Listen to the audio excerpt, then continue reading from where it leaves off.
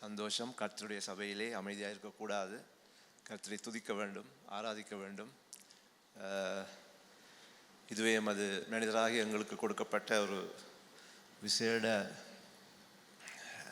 என்ன சொல்லலாம், ஒரு பெரிய ஒரு ஒரு ஒரு ஒரு பொக்கிஷம். அவரை துதிப்பதற்கு வாய்கள் இருக்கின்றன. அவரை ஆராதித்து பாடுவதற்கு நமக்கு குரல் கொடுத்திருக்கின்றார் ஆண்டவர். அதை நாங்கள் பாவிக்க வேண்டும். அல்லேலூயா, ஆமேன்.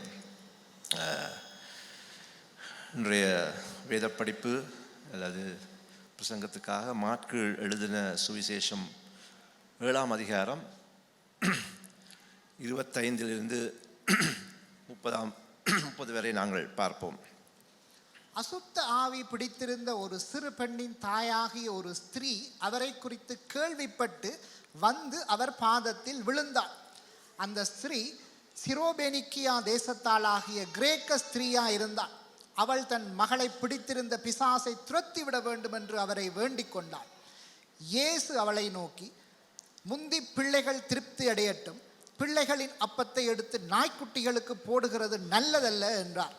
அதற்கு அவள், மெய்தான் ஆண்டவரே, ஆகிலும் மேஜையின் கீழிருக்கும் நாய்க்குட்டிகள் பிள்ளைகள் சிந்துகிற துணிக்கைகளை தின்னுமே என்றாள். அப்பொழுது அவர், நீ சொன்ன அந்த வார்த்தை நிமித்தம் போகலாம், பிசாசு உன் மகளை விட்டு நீங்கி போயிற்று என்றார். அவள் தன் வீட்டுக்கு வந்த பொழுது பிசாசு போய்விட்டதையும் தன் மகள் கட்டில் படுக்கிறதையும் கண்டாள்.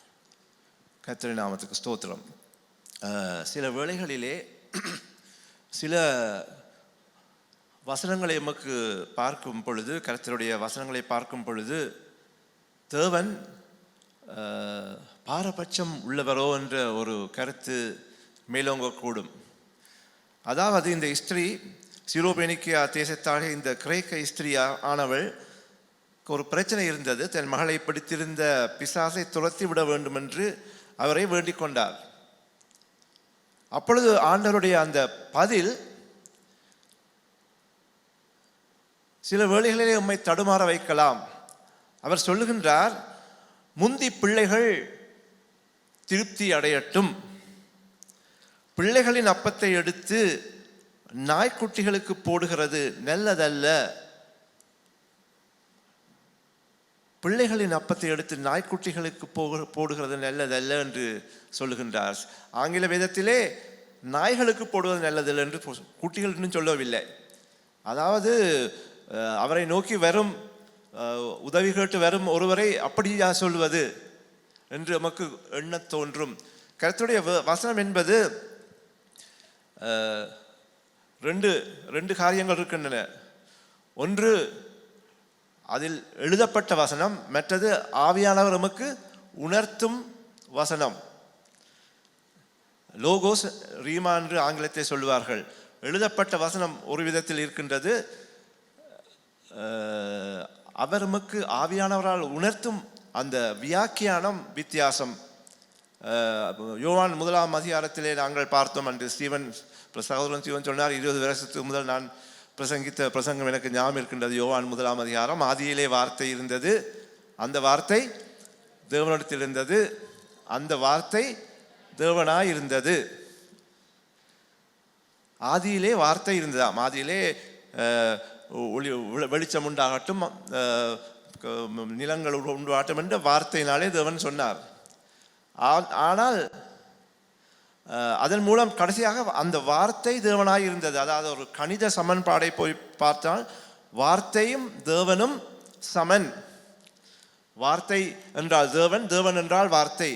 அப்ப தேவன் என்றால் இருந்தது என்று சொல்லலாமா? வாத்தியார் மேல இருக்கிறீர்கள், சிஸ்டர் மஞ்சுளா, சிஸ்டர் அனுஷா. இருந்தது என்றால் அகிருணை. மிருகங்களுக்குத்தான் நாய் இருந்தது, பூனை இருந்தது, கோழி இருந்தது, வாத்து இருந்ததுன்னு சொல்லலாம். ஆனால் தேவன் இருந்தது என்று சொல்லலாமா? அது நேரடி மொழிபெயர்ப்பு.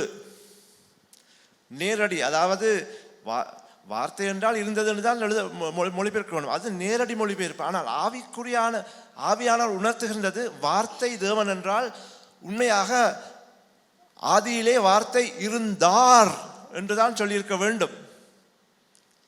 அது உயர்திணை. தேவன் உயர்திணை, மனிதன் உயர்திணை. ஆனால் இருந்தது என்று சொன்னது நேரடி மொழிபெயர்ப்பு. இருந்தார் என்பதுதான் சரியான. அதுக்கான வேதத்தில் எல்லாம் இருந்ததோ இருந்தார் என்று எழுத வேண்டாம், அப்படி சொல்ல இல்லை. அது ஆனால் இப்போ ஆண்டவர் சில விஷயங்களை நாங்கள் பார்க்கும் பொழுது நமக்கு நேரடி மொழிபெயர்ப்பை பார்க்கின்றோம். முந்தி பிள்ளைகள் திருப்தி அடைத்தும் பிள்ளைகளின் அப்பத்தை எடுத்து நாய்க்குட்டிகளுக்கு போடுகிறது நல்லதல்ல. இதன் மூலம் கர்த்தர் எதை சொல்லுகின்றார்? அவரை நாயே என்று விரட்டவில்லை. ஏனென்றால் நாங்கள் பார்க்கிறோம், அவருடைய சில வசனங்களை பார்க்கிறோம். கலாத்தியர் 3 பாருங்கள். கலாத்தியர் 3 26 28 வாசியுங்கள். நீங்கள் எல்லாரும் கிறிஸ்து இயேசுவை பற்றும் விசுவாசத்தினால் தேவனுடைய புத்திரராயிருக்கிறீர்களே. ஏனெனில் உங்களில் கிறிஸ்துவுக்குள்ளாக ஞான ஸ்நானம் பெற்றவர்கள் எத்தனை பேரோ அத்தனை பேரும் கிறிஸ்துவை தரித்து கொண்டீர்களே. யூதன் என்றும் கிரேக்கன் என்றும் இல்லை, அடிமை என்றும் சுயாதீனன் என்றும் இல்லை, ஆண் என்றும் பெண் என்றும் இல்லை, நீங்கள் எல்லாரும் கிறிஸ்து இயேசுவுக்குள் ஒன்றாயிருக்கிறீர்கள். ஹல்லேலூயா. நீங்கள் யூதர் என்றும் கிரேக்கன் என்றும் இல்லை. இந்த ஸ்திரீ கிரேக்க அதாவது சீரோபேனிக்கையால் தேசத்தாலேயே கிரேக்க ஸ்திரியாய் இருந்தால். ஆனால் கர்த்தருடைய வசனம் சொல்லுகின்றது, நீங்கள் யூதராயிருந்தாலும் கிரேக்கராயிருந்தாலும் எதுவாயிருந்தாலும் அதில் ஒரு பட்சபாதம் இல்லை என்று கர்த்தர் மிகவும் திட்டவட்டமாக அவருடைய வசனங்களே சொல்லுகின்றார். அதாவது தேவன் பட்சபாதம் உள்ளவர் அல்ல. அப்படி என்றால் ஏன் இப்படிப்பட்ட ஒரு வசனத்தை இவருக்கு சொல்லுகின்றார்? அதாவது தேவனுடைய இந்த வியாக்கியானம் என்னவென்றால், இந்த நேரத்திலே நான் யூதர்களுக்காக அனுப்பப்பட்டேன், அப்பொழுது எப்படி நான் மற்றவர்களுக்கு இந்த நேரத்திலே எனது ஊழியத்தை கொடுக்க முடியும் என்ற ஒரு கருத்திலே, அதாவது அவரை ஒரு விதத்திலே சோதிக்கின்றார். அது எப்படிப்பட்டவள், இவர் தாழ்மையுடன் கேட்கிறாரா, தாழ்மையாக கேட்கிறாரா, பெருமிதத்திலே கேட்கிறாரா என்று ஒரு கூட சில வேத விற்பனர்கள் சொல்லுகின்றார். அதாவது அவரை சோதிப்பதற்கு.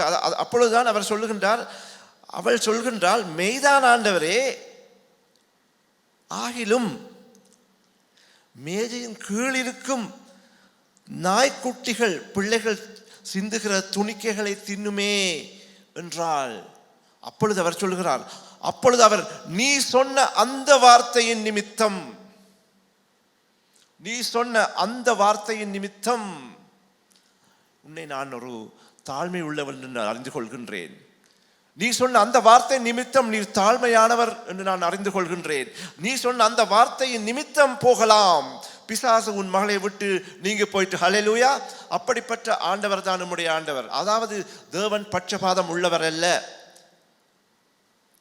அவர் எந்த விதமான பெரியவரோ சிறியவரோ உயர்ந்தவரோ தாழ்ந்தவரோ என்று பட்சபாதம் பார்க்கும் ஆண்டவர் அல்ல. ஆகவே நாங்கள் பார்க்கிறோம், அந்த 1 நாளாகமத்திலே நாங்கள் பார்க்கிறோம் ஒரு வசனம், நாங்கள் அடிக்கடி சொல்லும் பெந்தகோஸ்தே சபைகளிலே அநேகமாக சொல்லப்படும் ஒரு வசனம், அநேகமாக பின்பற்றப்படும் வசனமோ தெரியாது.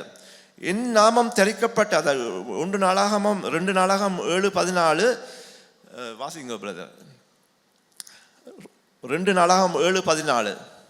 என் நாமம் தரிக்கப்பட்ட என் ஜனங்கள் தங்களை தாழ்த்தி ஜெபம் பண்ணி என் முகத்தை தேடி தங்கள் பொல்லாத வழிகளை விட்டு திரும்பினால், அப்பொழுது பரலோகத்தில் இருக்கிற நான் கேட்டு அவர்கள் பாவத்தை மன்னித்து அவர்கள் தேசத்துக்கு சேமத்தை கொடுப்பேன். ஹல்லேலூயா. அதாவது என் நாமம் தரிக்கப்பட்ட என் ஜனங்கள் தங்களை தாழ்த்தி ஜெபம் பண்ணி, அதாவது இந்த ஸ்திரீ தன்னை தாழ்த்துகின்றாள். ஆண்டவரே, அந்த நாய்க்குட்டிகளுக்கு அந்த துணிக்கைகளே அதை தாரும் எங்களுக்கு, அது போதும் எங்களுக்கு, எனக்கு பெரிய ஆகாரம் வேண்டிய அவசியம் இல்லை, அந்த துணிக்கைகளை நான் தன்னை தாழ்த்தி அவள் கேட்டுக்கொள்கின்றாள். தாழ்த்தி ஜெபம் பண்ணி என் முகத்தை தேடி தங்கள் பொல்லாத வழிகளை விட்டு நீ திரும்பினால், அப்பொழுது பரலோகத்திற்கு நான் கேட்டு அவர்கள் பாவத்தை மன்னித்து அவர்கள் தேசத்துக்கு சேமத்தை கொடுப்பேன். ஹல்லேலூயா என்று சொல்கின்றார். அப்படிப்பட்ட ஆண்டவர். அதாவது தேவனுக்கு நாங்கள் முன்பே வரும் பொழுது தாழ்மையை எதிர்பார்க்கின்றார், தாழ்மையாகத்தான் எதிர்பார்க்கின்றார். நாங்கள் பார்க்கிறோம் இந்த கர்த்தருடைய வேதத்திலே சில விஷயங்கள் இருக்கின்றன. 2-3 இடங்கள் இந்த துணிக்கைகளை எதிர்பார்க்கும், அதாவது இந்த துணிக்கைகளை எதிர்பார்க்கும் ஒரு காரியம். லூக்கா 15 நாங்கள் பார்க்கிறோம். லூக்கா 15 அந்த கெட்டகுமாரன் கதை உங்களுக்கு தெரிந்திருக்கும். 13-16 வரைக்கும் வாசியுங்கள்.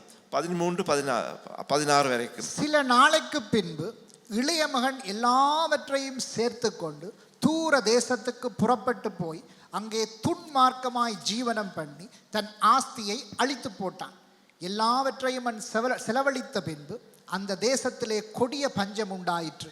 அப்பொழுது அவன் குறைவுபடத் தொடங்கி அந்த தேசத்தின் குடிகளில் ஒருவனிடத்தில் போய் ஒட்டி கொண்டான். அந்த குடியானவன் அவனை தன் வயல்களில் பன்றிகளை மேய்க்கும்படி அனுப்பினான். அப்பொழுது பன்றிகள் தின்கின்ற தவிட்டினாலே தன் வயிற்றை நிரப்ப ஆசையாயிருந்தான். ஒருவனும் அதை அவனுக்கு கொடுக்கவில்லை. நாங்கள் பார்க்கிறோம், இந்த நேரத்திலே கெட்டகுமாரன் கதை தெரியாத கிறிஸ்தவர்கள் இல்லை என்று நினைக்கின்றேன். ஏதாவது இருக்கிறீர்களா? கெட்டகுமாரன் கதை அதெல்லாம் திருப்பி சொல்ல வேண்டிய அவசியம் இல்லை. அப்பொழுது அவன் இந்த கெட்டகுமாரன் கதையை தெரியும். அவன் தகப்பனை விட்டு பெருமிதமாக தனக்கு சொத்தை தாருங்கள், அதே தாருங்கள், இதே தாருங்கள் என்று வெளியே போனான். போய் என்ன செய்தான்? தன்னுடைய அதை எல்லாத்தையும் அந்த ஜீவனம் பண்ணி துன்மார்க்கமாக ஜீவனம் பண்ணி எல்லாத்தையும் அழித்து போய் அந்த தேசத்திலே ஒரு பஞ்சம் உண்டாயிற்று. அப்பொழுது அவன் குறைவுபடத் தொடங்கினான். அப்பொழுது ஒரு தேசத்தின் குடிகளிலே போய் ஒட்டி கொண்டான். பன்றிகளை மேய்க்கும்படி அவனை பன்றிகள் என்பது மிகவும் தாழ்மையான ஒரு தொழில். பன்றிகளை மேய்ப்பது, அந்த தொழிலுக்கு அனுப்பப்பட்டான். அவன் தாழ்த்தப்பட்டான்.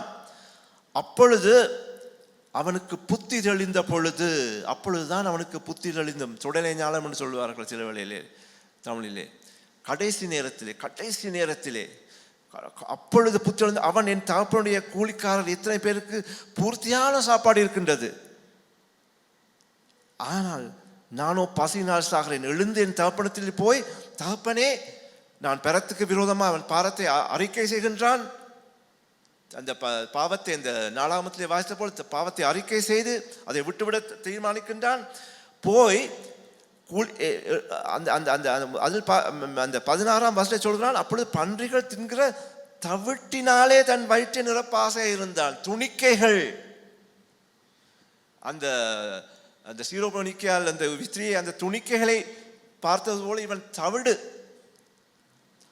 தவிட்டினாலே வயிற்றை நிரப்ப ஆசை இருந்தால் ஒருவனும் அவனுக்கு அதை கூட கொடுக்க இல்லை, அது கூட கிடைக்கவில்லை. அந்த ஸ்திரீக்கும் அந்த நேரத்திலே அந்த துணிக்கைகளும் இல்லாதபடி ஒரு ஸ்தானத்துக்கு வந்ததான் கேட்கிறான், அந்த துணிக்கைகளாவது கிடைக்கட்டுமே. அப்பொழுதுதான் அவருக்கு புத்தி தெளிந்தது. அப்பொழுது அவருடைய தகப்பன் அவரை ஏற்றுக்கொண்டான். அந்த கதை உங்களுக்கு தெரியும். அப்பொழுது அவன் ஓடி வந்து தன்னுடைய தகப்பனத்தில் வந்தான். ஓடி போய் அதே கதையை சொன்னான். மனம் உடைந்து போய் தாழ்மையாக வந்து சொல்கின்றான், தகப்பனே, பரத்துக்கு விரோதமாகவும் உமக்கு முன்பாகவும் பாவம் செய்தேன். இனிமேல் உம்முடைய குமாரன் என்று சொல்லப்படுவதற்கு நான் அருகதையற்றவன். அவரை அப்பொழுது தகப்பன் என்ன சொல்கின்றான்? அப்பொழுது தகப்பன் தன் ஊழியக்காரை நோக்கி, நீங்கள் உயர்ந்த வஸ்திரத்தை கொண்டு வந்து இவனுக்கு உயர்த்தி, இவனுக்கு கைக்கு மோதிரத்தையும் கால்களுக்கு பாதரட்சலையும் போடுங்கள், கொளுத்த கண்டை கொண்டு வந்து அடியுங்கள், நாம் புசித்து சந்தோஷமாயிருப்போம். என் குமாரனே, இவன் மரித்தான், திரும்பவும் உயிர்த்தான், இவன் என்னுடைய குமாரன் என்று கர்த்தர் அந்த நேரத்திலே இறைவன் ஏற்றுக்கொள்கின்றார். ஒடிந்து தாழ்மையாக துன்பப்பட்டு கடினப்பட்டு அந்த நிலைக்கு வரும் பொழுது தேவன் எம்மை ஏற்றுக்கொள்வார். மனம் திரும்பி வரும் பொழுது தேவன் எம்மை ஏற்றுக்கொள்வார் என்று கர்த்தருடைய வசனம் சொல்லுகின்றது. ஆகவே நாங்கள் பார்க்கிறோம், இந்த சபைக்கு முக்கியமாக தேவையானது இந்த நாங்கள் பார்க்கிறோம், இந்த இதுகளில் இருக்கிற ஒரு ஒரு ஒரு ஒரு ஒரு ஒரு பொதுவான காரியம் என்னவென்றால், மிருகங்களை பற்றி சொல்கின்றார். முதலாவது என்ன சொல்கின்றார்? அந்த நாய்க்குட்டிகள், அதாவது அந்த சீரோபெனிக்கால் நாய்க்குட்டிகள் தின்னுமே, அந்த அந்த துணிக்கைகளை கிடைக்குமே. இங்கு இவர் பன்றியில் தவிட்டை தேடுகின்றார். ஆகவே நாங்கள் பார்க்கிறோம். அதே போலவே இன்னொரு கதையும் இருக்கின்றது. லூக்கா 16 பார்ப்போம். லூக்கா 16 அதுவும் உங்களுக்கு தெரிஞ்ச ஒரு கதை. 16 19ஆம் வசனம், 19ஆம் வசனத்திலிருந்து 21 வரைக்கும் வாசிப்போம். லாசரும் ஐஸ்வர்யவானும். லூக்கா 16 19 21 வரைக்கும் வாசிப்போம். ஐஸ்வர்யமுள்ள ஒரு மனுஷன் இருந்தான். அவன் இரத்தாம்பரமும் விலையேறப்பெற்ற வஸ்திரமும் தரித்து அனுதினமும் சம்பிரமாய் வாழ்ந்து கொண்டிருந்தான். லாசரு என்னும் பெயர் கொண்ட ஒரு தரித்திரனும் இருந்தான். அவன் பருக்கள் நிறைந்தவனாய் அந்த ஐஸ்வர்யவானுடைய வாசலிலே கிடந்து அவனுடைய மேஜையிலிருந்து விழுந்த துணிக்களினாலே தன் பசியை ஆற்ற ஆசையாயிருந்தான். நாய்கள் வந்து அவன் பருக்களை நக்கிட்டு. ஹல்லேலூயா. நாங்கள் பார்க்கிறோம் மீண்டும் துணிக்கைகள். அதாவது அந்த லாசரு என்னும் பேர் கொண்ட அந்த தரித்திரன் பருக்கள் நிறைந்தவனாய் அந்த ஐஸ்வர்யனுடைய வாளியலிலே இருந்தான். அவனுடைய மேஜிலிருந்து விழும் துணிக்களே தன் துணிக்கைகளாலே தன் பசியை ஆற்ற ஆசையாய் இருந்தான். நாய்கள் வந்து, மீண்டும் ஒரு மிருகம், நாய்கள் வந்து அந்த பருக்கள், அதாவது ஒரு மனிதன் செய்ய வேண்டிய செயலை நாய்கள் செய்கின்றன. அவன் ஆசைப்பட்டது பெரிய உணவு அல்ல, துணிக்கைகள். இந்த இந்த இந்த சம்பவத்திலே அது அவனுக்கு கிடைத்ததோ கிடைக்காத இல்லையோன்னு தெரியல, போட இல்லை, இந்த இந்த வேதத்தில் சொல்ல இல்லை. அந்த துணிக்கையும் அவனுக்கு கிடைச்சதோ தெரியாது. அந்த துணிக்களிலே தன் பசியை ஆற்ற ஆசையாயிருந்தான்.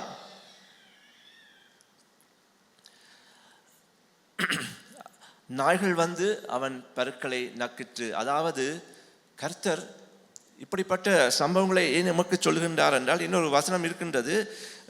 ஒரு இந்த துணிக்கை தவிடு என்பது ஒரு தாழ்மையான சுபாவத்தை காட்டும். நாங்கள் பார்க்கிறோம் ஏசாயாவிலே, ஏசாயா 1 அதிகாரம் பார்ப்போம். ஏசாயா 1 அதிகாரம்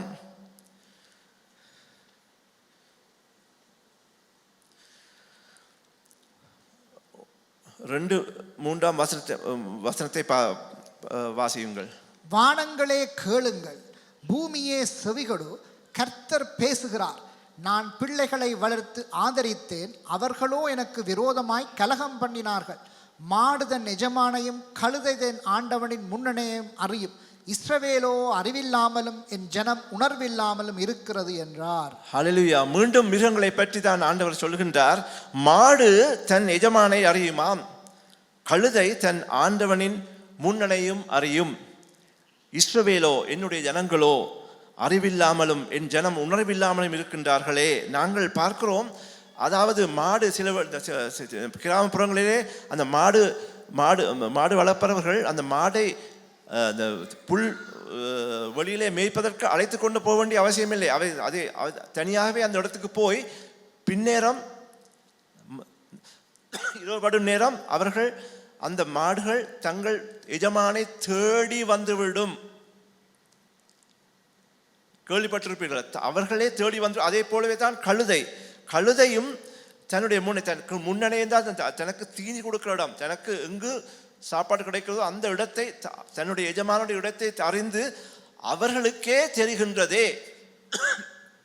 அவர்களுக்கே, அதாவது இங்கு சொல்லப்படுகின்ற புத்தியுள்ள விலங்குகளை சொல்லவில்லை, புத்தியற்ற விலங்குகள். புத்தியுள்ள விலங்குகள்னால் அந்த வேட்டை நாய்கள் புத்தியுள்ளவை என்று சொல்வார்கள், மோப்ப நாய்கள் நாங்கள் பார்த்திருக்கிறோம், போலீஸிலே அப்படியெல்லாம் பாவிக்கிறார்கள். ஆனால் கர்த்தர் அவற்றை சொல்லவில்லை.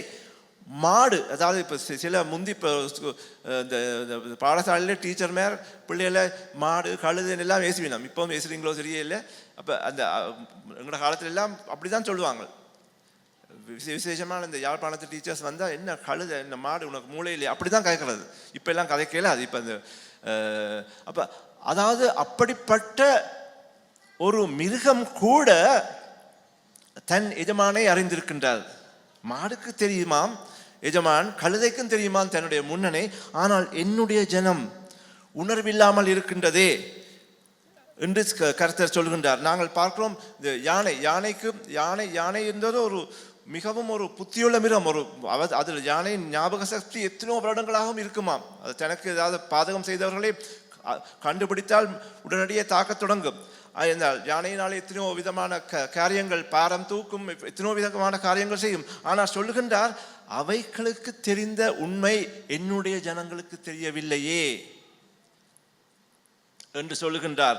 நாங்கள் பார்க்கிறோம் இந்த மிருகங்களையும் மனிதரையும் பார்த்தால் மிருகங்களுக்கு ஆறறிவு இல்லை, பகுத்தறிவு இல்லை. அதாவது மனிதர்களுக்கு பகுத்தறிவு இருக்கின்றது, மிருகங்களால் எத்தனோ, ஆனால் அவை தொடர்ச்சியாக தங்கள் எஜமானை பின்பற்றும். அப்ப ஆண்டவர் இந்த மிகவும் துயரப்பட்டு சொல்லுகின்றார், மாடு கூட தெரியுதே, எந்த ஜனங்களுக்கு தெரியவில்லை. அந்த ஒரு பாட்டு இருக்கின்றது, நாயாய் மனிதன் பிறந்திருந்தாலும் நன்றி எனும் குடம் இருந்திருக்கும், ஏதோ மனிதன் பிறந்து விட்டான். நரியாய் அவனை ஆதரித்தாலும் தந்திரமாக தெரிந்திருக்கும், காக்கை இனமாய் பிறந்திருந்தாலும் ஒற்றுமையாவது இருந்திருக்கும், காற்றாய் நீராய் நெருப்பாய் இருந்தால் கடுகளவாவது பயம் இருக்கும், ஆறறிவுடனே பேச்சும் பாட்டும் அறிந்தே மனிதன் பிறந்து விட்டான். அந்த ஆறாம் அறிவை தேறாறிவை அவனே விட்டு விட்டான். உங்களோட இடத்துக்கு வரக்குள்ள அடிக்கடி அந்த பாட்டு கேட்பேன். இவர்கிட்ட கடையில் சௌரன் சந்திரபோஸ் எந்த தமிழ் பாட்டு போட்டுக்கொண்டிருப்பார். அப்படி அதாவது கர்த்தர் சொல்லுகின்றது ஒரு சின்ன காரியமாக இருந்தாலும் அதில் ஒரு பெரிய ஒரு ரகசியம் அதிலே புதைந்திருக்கின்றது. மிருகங்களுக்கு கூட தெரிந்தவை என் ஜனங்களுக்கு தெரியவில்லையே என்று சொல்லுகின்றார். நாங்கள் பார்க்கிறோம், அந்த கெட்ட குமாரன் தவிட்டை கூட தேடுகின்றான், அந்த பன்றிகள் கொடுக்கிறது அது அவனுக்கு கிடைக்கவில்லை. நாங்கள் பார்க்கிறோம், அதே போலவே தான் எவ்வளவோ விதமான காரியங்கள் கர்த்தர் நமக்கு தொடர்ந்து உணர்த்துகின்றார். ஆனால் அவற்றை நாங்கள் பரிபாலிப்பதில்லை, அவற்றை நாங்கள் தேடுவதும் இல்லை. ஆகவே தான் கர்த்தர் சொல்லுகின்றார் மிகவும் திட்டவட்டமாக. நான் அந்த அந்த அந்த மிருகங்கள் மனிதருக்கு தேவன் கொடுத்த ஸ்தானத்தை எடுத்தது இது முதல் காரியம் இல்லை.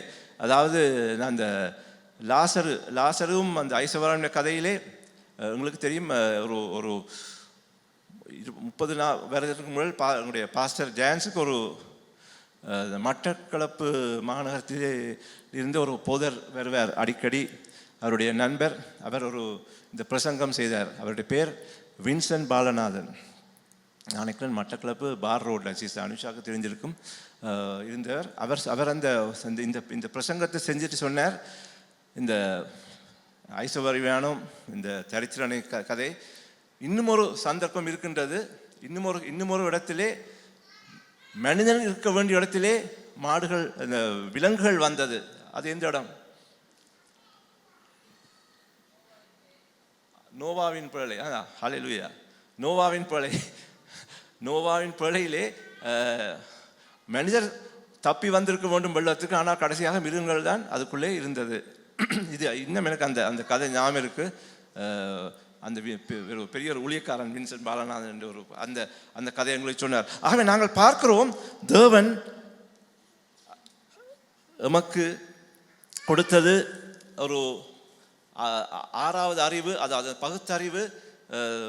படிப்பதற்கு மட்டுமல்ல, அதாவது மிருகங்களுக்கு படிக்க முடியாது, நமக்கு படிக்க முடியும். மிருகங்களுக்கு பகுத்தறிவில்லை, நமக்கு பகுத்தறிவு இருக்கின்றது. மிருகங்களுக்கு பைபிள் வாசிக்க முடியாது, எங்களுக்கு பைபிள் வாசிக்க முடியும். அப்படி இருந்தும் எப்படி நாங்கள் தேவனை துதிக்காமல் பாடாமல் இருப்பதற்கு பாடகர் குழுக்கள் வரலாம். இந்த நேரத்திலே தேவன் நமக்கு சொல்லும் மிகவும் முக்கியமான காரியம் என்னவென்றால், மாடு தன் முன்னனையும் கழுதை தன் எஜமானின் என்ன அறியும், ஆனால் என்னுடைய ஜனங்களோ நீங்கள் ஏன் என்னை ஆராதிப்பதில்லை? நீங்கள் ஏன் என்னை பின்பற்றுவதில்லை? நீங்கள் ஏன் என் வசனத்தை கேட்பதில்லை? நீங்கள் ஏன் உங்களை தயார்படுத்துவதில்லை? உங்களுக்கு கரங்களை கொடுத்திருக்கிறேன் என்னை துதிப்பது, கைதட்டி ஆரவாரிப்பதற்கு. நீங்கள் உங்கள் வாய்களை கொடுத்திருக்கிறேன் என்னை துதிப்பதற்கு.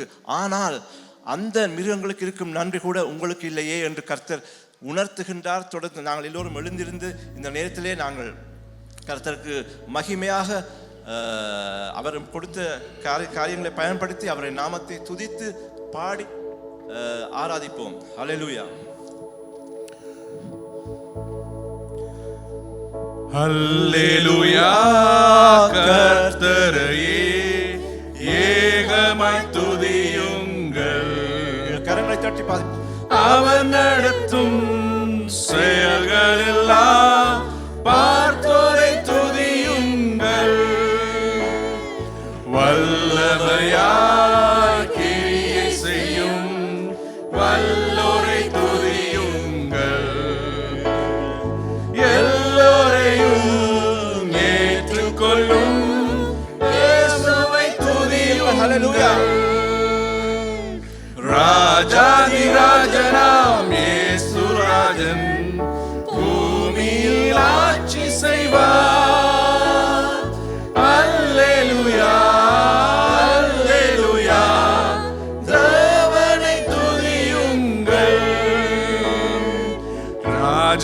ராஜாதிராஜனாம் இயேசுராஜன் பூமியில் ஆட்சி செய்வார்.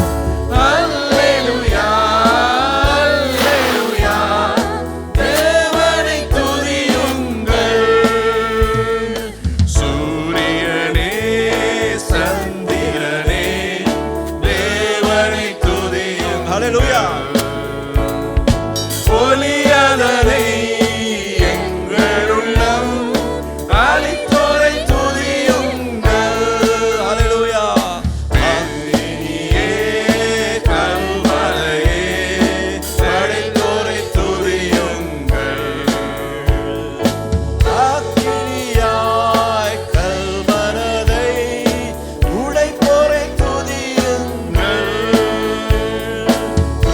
ராஜாதிராஜனாம் இயேசுராஜன் பூமியில் ஆட்சி செய்வார்.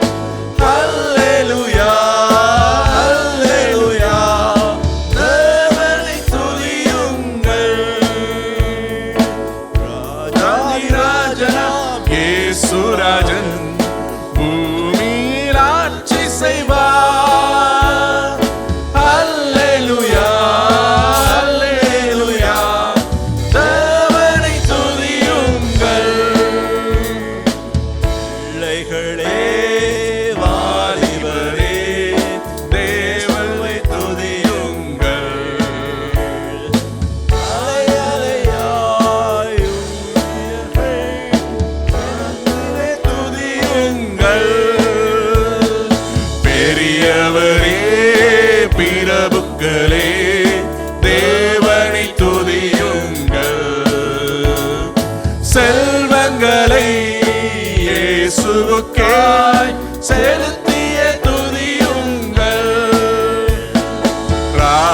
ராஜாதிராஜனாம் இயேசுராஜன்